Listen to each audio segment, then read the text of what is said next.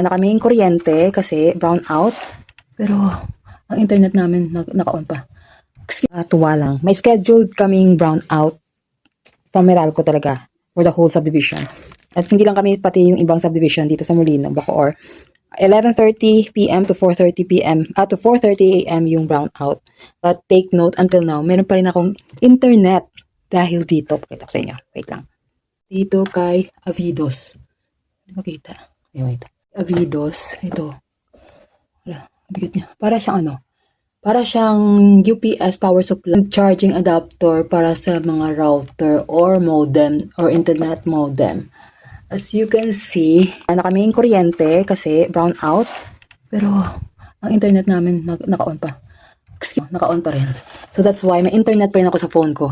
Galing itong Avidos. Para siyang power bank para sa mga router. This is the router or the modem from PLDT.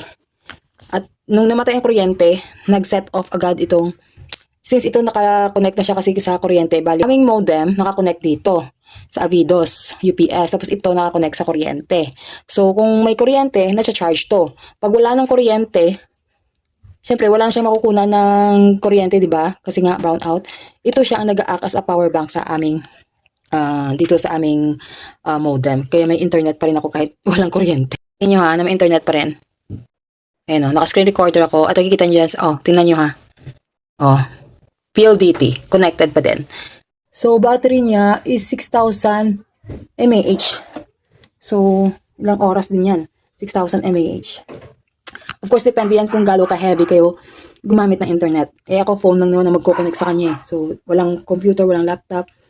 Naka-off So, matagal ang gamitan nito.